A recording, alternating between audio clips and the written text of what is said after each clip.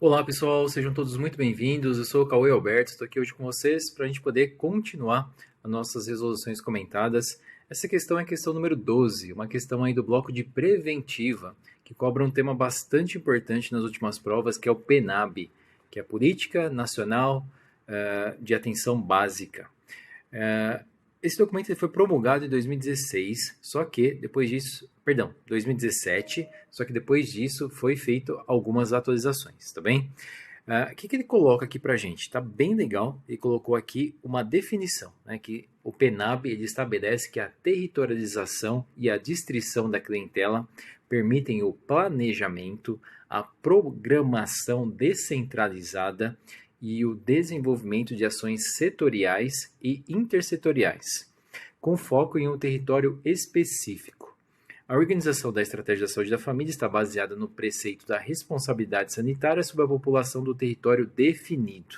Aí ele pergunta, nesse sentido é correto afirmar que... Vamos lá então. Lembrando então que o PNAB, né, é um documento que rege aí a atenção básica, é a política nacional, então é de todo o território brasileiro. Tá bem? E ele coloca aqui a definição basicamente, né, da territorialização e da adstrição da clientela, que é algo bastante importante dentro da política de atenção básica. Na alternativa A, ele fala o seguinte, ó, a atualização dos dados de condições socioeconômicas das famílias é feita no sistema de informação de agravos de notificação. Errado. Realmente existe essa atualização, essa coleta de dados de condições socioeconômicas, dentre outros fatores, né? Não só, por exemplo, o teto, quanto que aquela casa, por exemplo, recebe, se eles têm ali um teto de 2, 3, 5 salários mínimos, se tem um hipertenso, um diabético, quantas pessoas moram naquela residência. Então tem uma série de dados que é coletado realmente, mas esses dados eles não são organizados no sistema de informação de agravos de notificação. Tá? Tem um sistema específico ali para onde esses dados eles vão. Então, a gente consegue refutar sem dificuldades. A B, a delimitação da população adscrita da equipe, processo realizado por todos os membros da equipe, é estritamente aos limites geográficos e administrativos dos bairros de grandes cidades? Errado. Isso aqui a gente consegue refutar facilmente. Quando ele fala dos bairros de grandes cidades, está contra ao próprio nome, né? A gente viu lá que é Política Nacional de Atenção Básica, ou seja, é para todo o território brasileiro e não apenas para os bairros de grandes cidades. Tá? Então, a gente consegue tirar isso daí facilmente. Vamos ver a alternativa C agora. O processo de territorialização finaliza com o cadastramento das famílias da área e é uma atribuição dos agentes comunitários. O processo de territorialização é dividido em diferentes etapas. Existe realmente a etapa ali do cadastramento das famílias, mas não é onde é finalizado.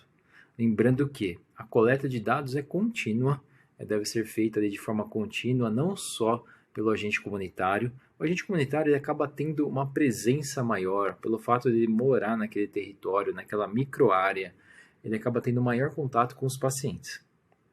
Mas tanto o enfermeiro, quanto o médico, quanto o técnico de enfermagem, eles também podem atualizar, pegar informações e passar de repente para o agente comunitário, para colocar no sistema. Então, não é feito necessariamente apenas pelo agente comunitário e o processo ele não finaliza com o cadastramento das famílias. Tá? Então, é um processo que tem várias etapas e não finaliza aqui. Acho que a forma mais clara da gente ver isso é que não basta ir lá, cadastrou e acabou. Não, a gente vai continuar fazendo as atualizações. Tá? Então isso é muito importante. A C está errada. Vamos lá, se não é A, não é a B, não é a C, a D tem que estar boa. Né? Vamos ver ela com calma então. Ele diz, ó, a territorialização tem início com a definição do território, da área e microárea, seguida pelo cadastramento das famílias, que é uma responsabilidade de toda a equipe. Vamos lá, vamos imaginar, pessoal, uma situação hipotética que vai abrir uma determinada unidade de saúde naquele território. Então, aquela unidade de saúde ela vai ficar responsável por aquele território. Então, tem-se um território. Imagina que aquela unidade de saúde vai ter 2 equipes de saúde da família. Então, aquele território ele vai ser dividido em 2 áreas. Vamos colocar área A para a equipe 1 e área B para a equipe 2. Então, na área A, que é da equipe 1, vamos imaginar que cada uma das equipes tem 5 agentes comunitários. Então, vai ser feito a divisão da equipe 1 na área A em 5 micro-áreas. Tá? Então, para ficar um pouco mais claro, imagina uma área grande, é o território. Esse território foi dividido ao meio para a equipe 1. E dentro desse território que foi dividido, a gente tem lá a divisão de mais 5 micro-áreas. Tá? Cada micro-área, um agente comunitário vai ficar responsável por ela.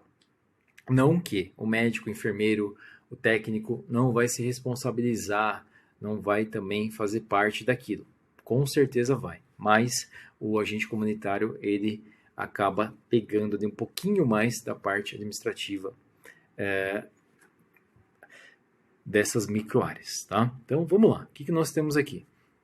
A gente fez então essa identificação do território, fez a divisão para o número de equipes, fez a divisão de uma equipe e dividiu em micro-áreas. Essas micro-áreas elas foram então divididas entre os agentes comunitários.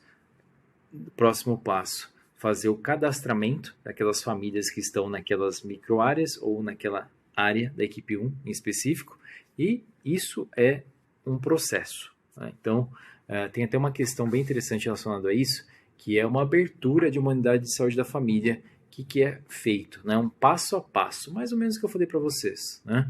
Então, você tem lá um projeto de uma unidade de saúde da família, você tem um território que aquela unidade vai cobrir. Então, daquele território, você define quantas unidades, quantas estratégias, quantas equipes de estratégia de saúde da família vai ter e faz a divisão em áreas. E aí, depois que dividiu a área, faz a divisão em micro-áreas. Tá legal? Depois disso, o próximo passo é fazer realmente o cadastramento das famílias, que é algo que vai ser feito uma única vez, o cadastramento, mas sempre vai ser atualizado.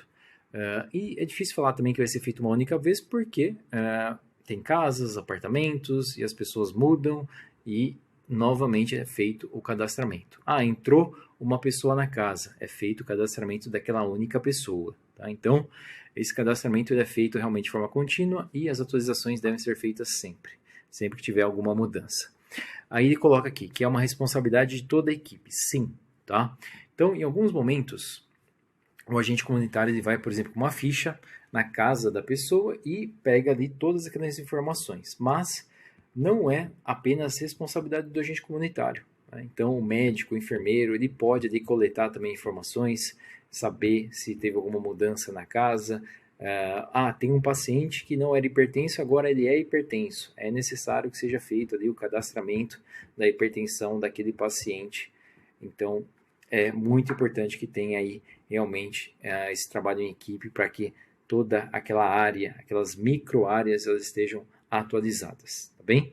Então, toda a equipe realmente é responsável aí pelo cadastramento e pelas atualizações das famílias. Então, é isso. A alternativa D é a alternativa correta. Espero que tenha ficado claro para vocês. Caso vocês tenham alguma dúvida, escrevam embaixo dessa questão lá no YouTube. Eu costumo uma vez por dia dar uma olhada lá no YouTube. E se tiver alguma dúvida, eu vou escrever lá para vocês, tá bem?